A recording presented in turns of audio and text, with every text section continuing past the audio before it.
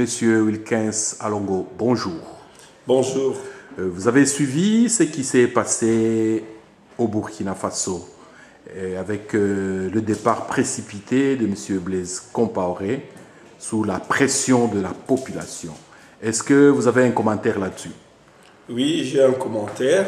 Mon commentaire est celui-ci, c'est que le peuple burkinabé a prouvé à la face du monde que si le peuple décide, si le peuple prend sa destinée en main, c'est irréversible.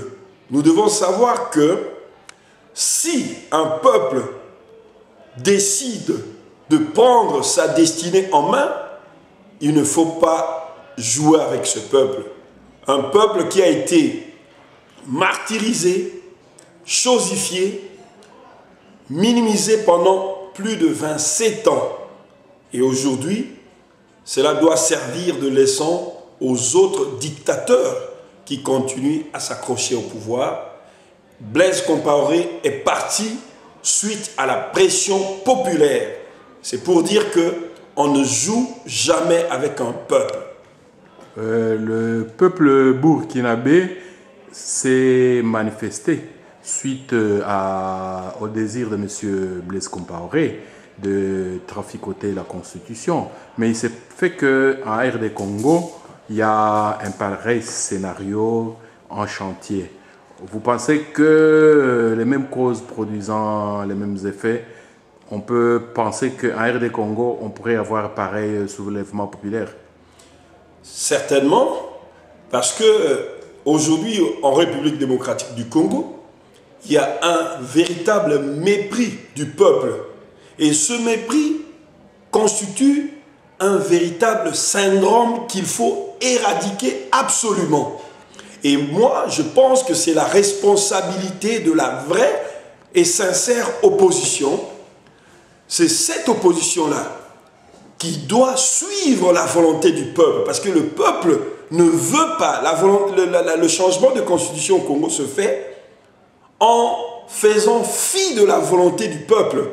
L'article 220, qui est en passe d'être révisé, est une manifestation du mépris du peuple congolais.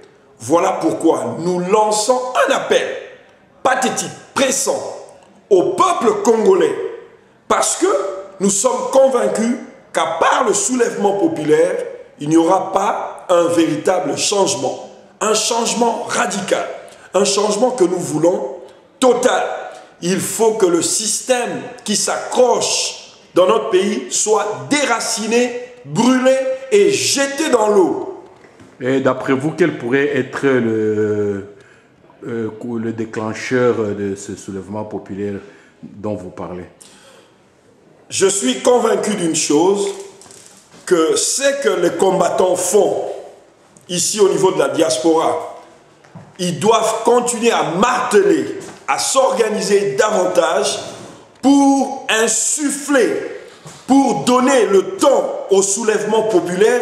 Et c'est ce que nous avons toujours fait. Nous allons continuer à le faire pour que le peuple congolais prenne sa destinée en main comme le peuple du Burkina Faso vient de le faire.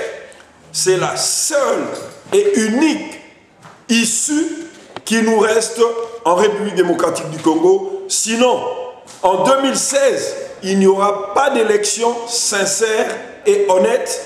Les détenteurs du pouvoir de l'heure et les acolytes de celui qui est à la tête du pays continuent à fabriquer des stratagèmes et des stratégies pour pouvoir, une fois de plus, comme ce fut le cas le 28 novembre 2011, à flouer le peuple. Mais cette fois, je suis convaincu qu'ils ne passeront pas et ça ne passera pas. Au jour d'aujourd'hui, quels sont les signes que vous percevez dans la population congolaise qui pourraient faire penser qu'il y aura effet boule de neige pour que le peuple recouvre donc son pouvoir? Nous avons vu des manifestations de colère. Le peuple congolais a plus d'une fois bravé le pouvoir. Il est descendu dans les rues pour manifester son ras-le-bol. Et nous avons vu aussi que l'année passée, en fin d'année passée, un groupe de gens a pris d'assaut la station de la chaîne nationale. Et nous savons que cela n'est pas à minimiser, parce que ce qui s'est passé, c'est une manifestation du ras-le-bol de la population. Et plusieurs événements en témoignent de la quintessence du ras-le-bol et de la colère du peuple congolais. Et pour terminer, quel serait votre mot de la fin par rapport à cette situation en comparaison avec la RD Congo? Le mot de la fin, c'est que je lance un appel pressant à notre peuple pour qu'il prenne sa destinée en main. La seule issue qui nous reste et qui est salvifique au peuple congolais, c'est le soulèvement populaire. Le peuple congolais doit braver la peur, doit braver toutes les intimidations, prendre possession de toutes les institutions de la République afin de chasser ceux qui, il y a des années, les affament le peuple, affame les femmes, affame les hommes et les enfants congolais. Monsieur Alongo, nous vous remercions.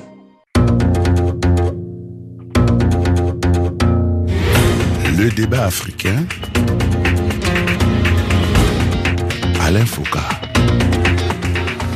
Il aura suffi de 48 heures. 48 heures pour faire tomber un régime vieux de 27 ans, considéré jusque-là comme l'un des plus stables et les plus policiers d'Afrique de l'Ouest. Le vendredi 31 octobre aura été fatal pour le pouvoir de Blaise Compaoré, qui, dans une ultime tentative de modification de la Constitution pour briguer un énième mandat, s'est vu chasser sans ménagement du fauteuil présidentiel par la rue. Martin Fayoulou, le président de l'engagement citoyen pour le développement, l'ECID, qui est un mouvement congolais qui milite, lui, contre la modification de la Constitution en RDC, République démocratique du Congo, nous a rejoint dans cette seconde partie. Il est en ligne de Kinshasa. Il faut préciser que là-bas aussi, le débat sur les intentions du président Joseph Kabila de modifier la Constitution pour briguer un troisième mandat suscite de vives réactions. Bonjour Monsieur Fayoulou et merci d'être là tôt ce dimanche matin. Merci et bonjour à tous les auditeurs des RFI. Sur l'autre rive du fleuve Congo, à Brazzaville, le débat est également d'actualité pour un éventuel troisième mandat du président Sassou Nguesso qui passerait aussi par une modification de la Constitution. L'exemple burkinabé a naturellement eu là-bas un écho particulier. Roch Europe Nzobo, le coordonnateur du Cercle des droits de l'homme et du développement au Congo, est en direct de Brazzaville. Bonjour Monsieur Nzobo. Bonjour Alain Foucault et bonjour à tous les auditeurs de RFI. On va donner la parole à ceux qui, dans d'autres pays, regardent cette révolution, ceux qui applaudissent, ceux qui sont contents ou ceux qui ont peur. Je me tourne vers Martin Fayoulou, qui est le président de l'ECID, l'engagement citoyen pour le développement au Congo démocratique. Comment regardez-vous cette révolution aujourd'hui de là-bas, vous qui attendez aussi probablement un autre référendum pour changer la Constitution? Écoutez, nous ici en RDC, nous applaudissons les frères et sœurs burkinabés et nous tirons 3 leçons. Donc la première, c'est que aucune situation sur cette terre des hommes ne peut demeurer éternelle. La deuxième, nous disons qu'un peuple déterminé, comme le peuple burkinabé, comme le peuple congolais de Kinshasa et comme le peuple congolais de Brazzaville, et ce peuple déterminé est plus dangereux qu'une bombe, plus dangereux qu'un tsunami. Et en troisième lieu, nous disons que les dirigeants africains, les autres dirigeants africains qui sont dans la même situation que les Burkina aujourd'hui, doivent sonder leur conscience et dans l'intérêt, seulement dans l'intérêt supérieur de la nation, tirer des leçons salutaires. Donc, avez-vous le sentiment que ça a été perçu comme ça par les autorités congolaises?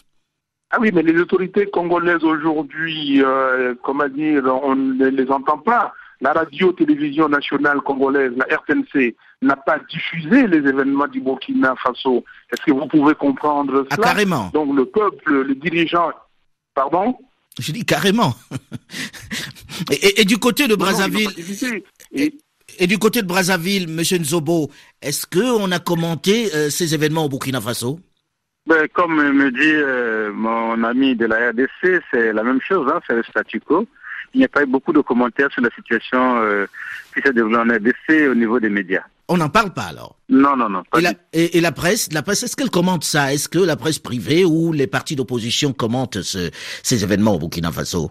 Évidemment, il y a quelques partis d'opposition qui en parlent, mais bon, au niveau de la presse officielle, il n'y a pas beaucoup de commentaires. Donc ça fait qu'on n'a pas vraiment la réaction officielle sur cette situation, bien que la rue en parle. En tout cas, merci monsieur d'avoir accepté de participer à ce magazine puisque nous arrivons au terme de cette émission. Je rappelle que demain lundi, vous avez rendez-vous à partir de 8h10 temps universel avec Juan Gomez pour une émission spéciale d'appel sur l'actualité consacrée à l'après-Compaoré au Burkina Faso. Delphine Michaud, Olivier Raoul et Alain Foucault, nous vous donnons quant à nous rendez-vous la semaine prochaine, même heure, même fréquence pour un autre débat africain.